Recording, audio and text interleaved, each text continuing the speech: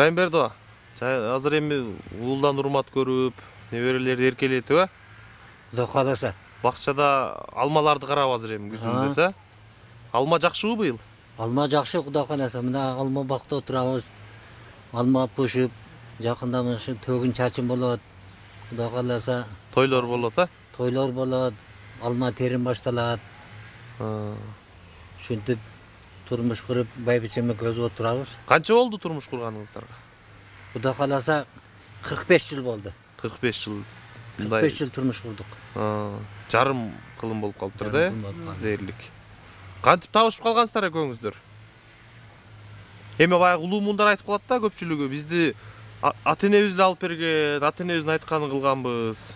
Анан ага чейин көрбөй ошол үйлөнгөн күнү гана биринчи жолу көрүп, азыр жакшы жашап келебиз деген да. Сиздердин таанышууңуздар кандай болгон? Биздин таанышуубузду ошол менин апам бар эле, ошол апам аркылуу эжеси болот да. Ошол аркылуу сүйлөшүп, ошол менен таанышып калганбыз. Ошол Акбулак айылында. Коңшу эле айылдан, а? Коңшу айылда. Бул ошол немеде, ошол жерде комсомол жаштар бригадасынын эмесинде сагынчы болуп иштейт эле. Ошол жакта. Ошондон таанышып калганбыз. Ошондон башкашып, азыр ошондон бери турмуш куруп келгенибизге мына Кудай кааласа 45 жылдын жүзү болду, жүзү болду. Ошондон бери жакшы турмуш куруп келатабыз. Балдар чоңойттук, окуттук, кыздарыбызды чоңойттук, окуттук, балдарыбызды үйлөдүк, кыздарыбызды турмушка бердик, неберелер болдук. Алар да, балдарым да, кыздарым да азыр жакшы турмуш куруп, жакшы жүрүшөт. Ден соолуктары жакшы. Эжеке, анан айтсаңыз, мисалы, жаш кезиңиздерди айтып калдыңыз, маектен сырткары, тайыз мезгилинде ушул совхоздун иштеринде жүрдүк деп. Не жумуштарды кылдыңыздар? Колхоздун ишинде ушул окууду бүткөндөн баштап эле колхозго аралашып иштедик. Бул киши неме уста бригадында иштеди. Мен ошол жерде комсомол бригада болчу, ошого кошулуп мен иштеп калдым. Окууга тапшырганга чейин окууга өтпөй калып. Ошол жерден анан эмгектенип калдык. Эмгектин кайнаган мезгили неме өтө күчтүү эмгек болот элем. Сайыздын мезгили деп калдым. Сайыздын мезгили, азыркы мезгили эки доорго тең тиешелүү болгон нерселердин бардыгына күбө болуп башыбыздан өткөрүп отурабыз. Кудайга шүгүр. Бул мезгилдеги эмгекке болгон тартип өтө күчтүү болчу. Бир жагы ойлоп калам, ушул коммунисттик партиянын дагы эң жакшы немелерин алып калдык да биз. Себеби ошол кайсы бир ишти аткарардан мурун ушундай дилгир болуп ошол ишти аткарып бүтмөйүнчө, ошол саатында, убагында биз ошондой тарбияда чоңойдук да. Жоопкерчилик, а? Ооба, жоопкерчилик күчтүү болчу, өтө күчтүү болчу.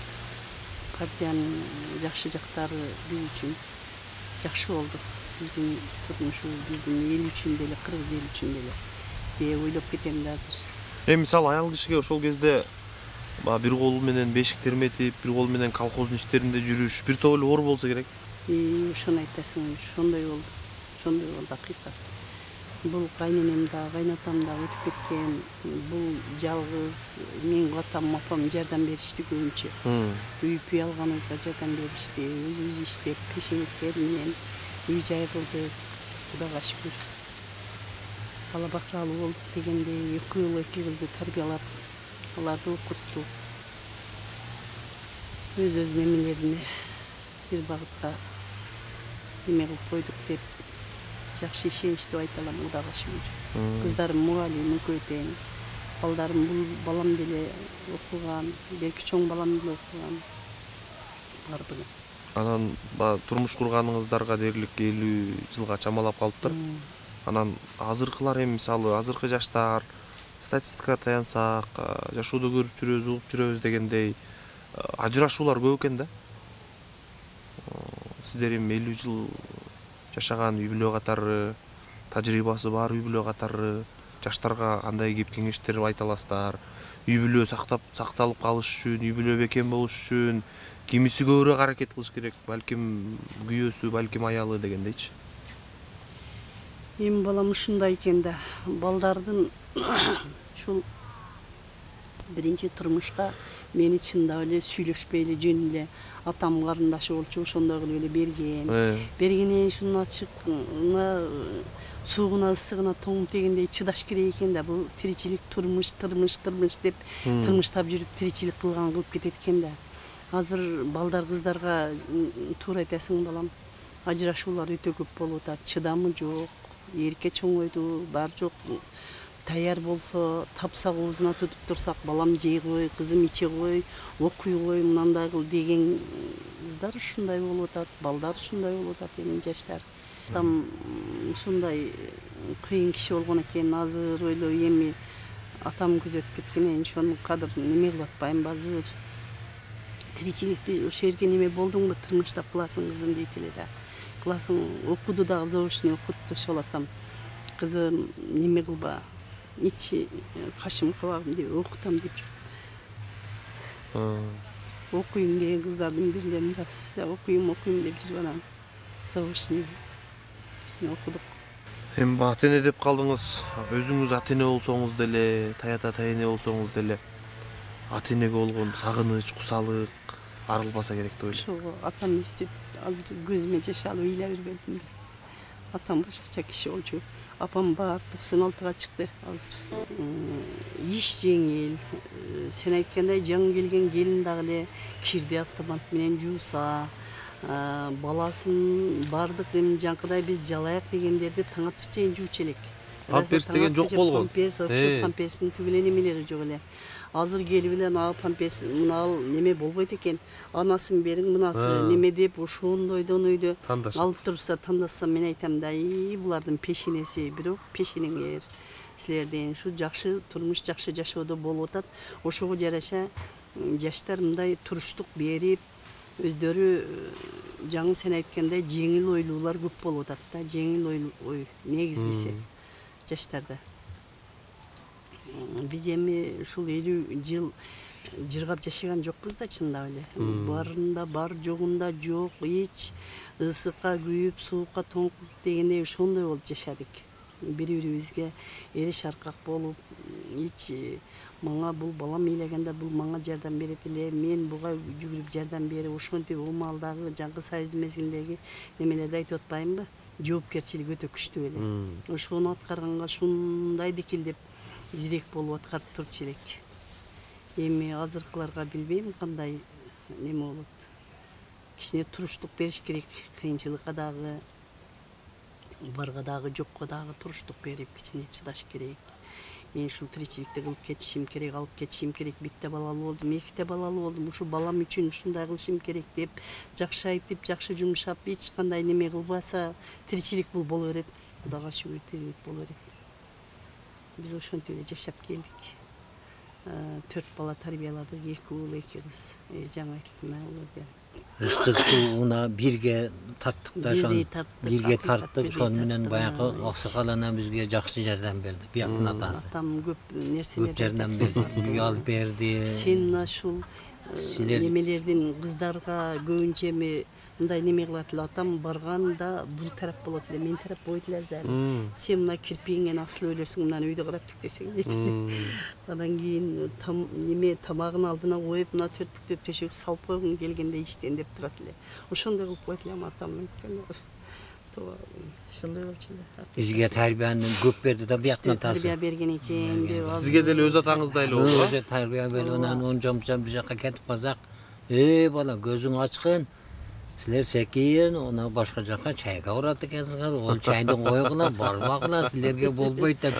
Өзүң атаң айтпаса, эми бияк немеси мага кайната да. Мен үйгө келет элем да, келгенде мындай берсем, бала, мындай кылбагыла, ол жолго барбагыла, ол болбойт. Ол балдарды кылагыла, ишиңерди кылгыла. Эми укпайын, каяктан угудан билбейсиң. Самжылап барып биз үстүрттөн аксакалдардан карайт эле да. Булардын иши кандай болуп атат, эми колхоз Көзөмөлдөп турат эле да. 40 эликтен малды бөлүп берип койгон, ошого таң калам мен. Экөөбүз тең жапжаш болсок, ошону алып барып кырга 3 ай багып, 4 ай багып дегенде кайра өзүндөй кылып келип тапшырып, ол торпок өлсө өлсүн, адам өлсө өлсүн, ана торпок өлбөсүн деген мезгил эле да. Ошол мезгилде иштегенбиз биз. Өтө күчтүү мезгил. Союз алдында ошондой саан иштегенбиз да. Член райком партияга член болуп калганда ошол немелер келип, обкомдор келип айтат эле, чындап эле, ана торпок өлбөсүн, өлсөң өзүң өлүп кала бер ошол жерде деген кулагым менен угуп, көзүм менен көрбөй тоо калдым. Ошол малчалыган болбойбу адам немеси дейт элем да. Ушундай эми көрсө ол бир жагы тартип экен дейм да. Адамга тартип экен ол. Жаштарга тартип болуш керек экен. Баягын жакшы карасаң өлбөйт дегендей кылып ошондой дейт экен деп каласың да. Мээнет боюнча сүйлөгөн, мээнет. Адал эмгек деген. Ошол адал эмгек кылсаң эч качан кар дагы болбойсуң, зар дагы болбойсуң дегендей болуп биз ушу муштайыбыздан эле башоотубуз менен ушундай кайнаган эмгектин чордонуна кирип кетип иштедик деп атпайынбы? Ошону азыр эми кыйла неме кылат экенсиң. Жашың өткөндө лента сыяктуу мындай көрүнүп чурултуп келе берген дагы анан ошонун немесин азыркы айткан сөзүңө чагат экенсиң да. Эң туура адал эмгек менен биз кандай кыйынчылыктарды көрүп чоңойдук. Балдарыбызды карагыда эч ким жок. Кийинги десат чыкты дейм. Десатка беребиз, жүгүрүп саат 3-тө, 4-тө турабыз. Жүгүрүп апарып десатка бирибиз, келгенде бирибиз алып келебиз. Кимибиз башта келсек балдарды ошондой кылып чоңойттук да. Кудайга шүгүр, эмгектенсе, азыркы жаштарды көбүрөөк эмгектенсе дейм да. Эмгек кылып эле талаада бир жерде кетмен чаап, баягыдай будай уруп, илгеркидейдин түгеле бир неме жытыян жок деген. Азыр аны жерде коондап келип, эмне жерге сатып, эмне жерде дарбыздан жерге алып барып сатып, ошону эмгек деп түшүнүшөт азыркы жаштарчы. Биздей кылып барып анандай кылып иштеген эч ким жок азыр.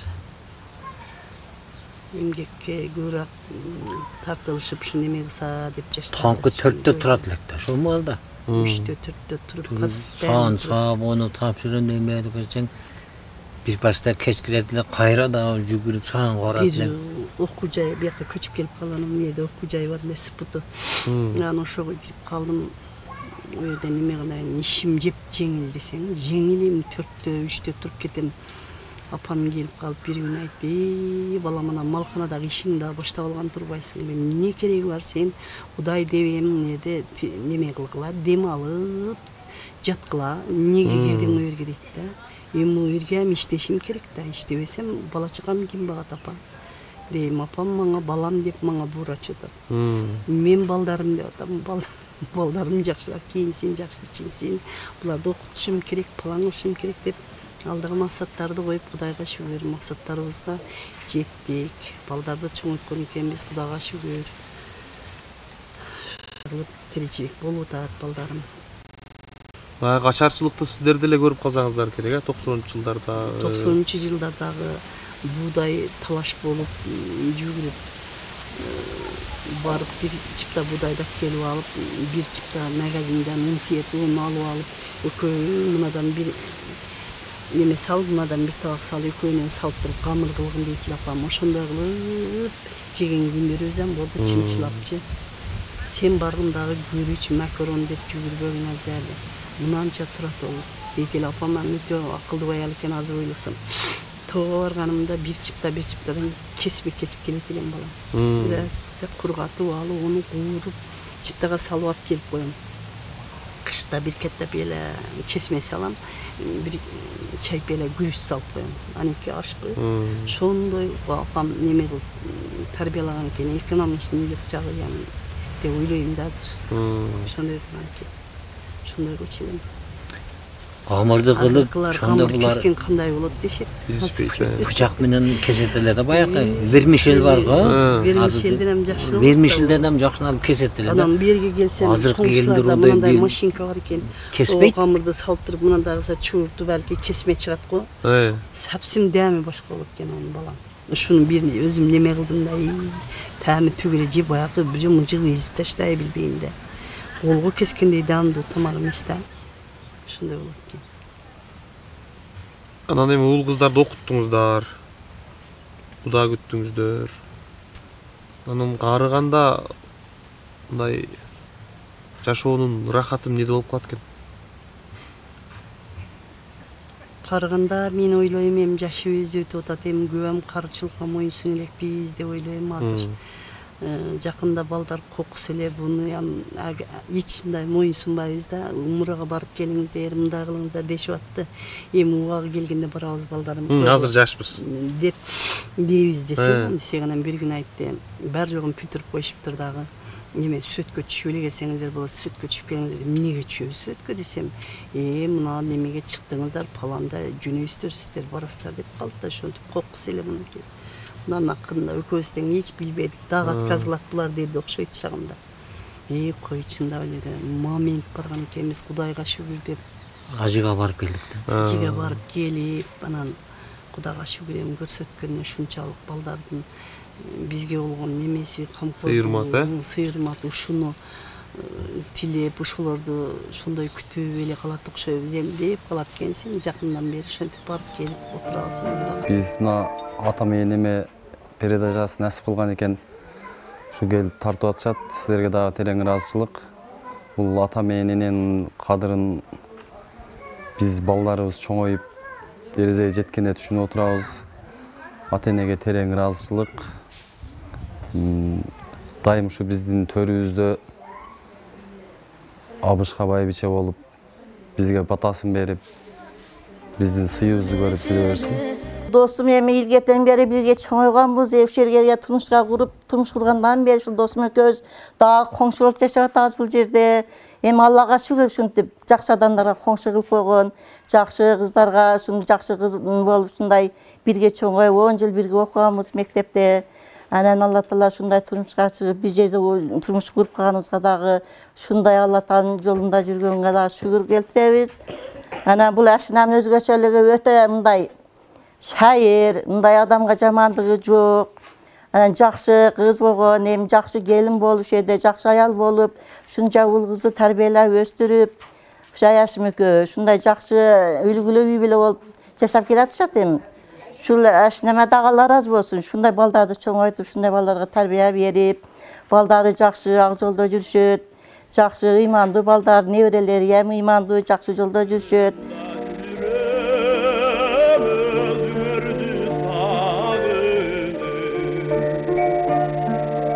Мен келин болуп келгениме 17 жылдын жүзү болду. 17 жылдан бери тутумдуулап келебиз. Кайнеме, кайнатама аябай ыраазыбыз, аябай жакшы адамдар. Эч качан мындай жаман сөздөрүн укпадык ушумалга чейин. Дайыма жакшы сөздөрүн гана айтып келишет. Билбегенибизди үйрөтүшөт, дайыма колдоо көрсөтүп келишет. Келин эмес, биз бул жерге кыздай эле болуп сиңишип кеткенбиз.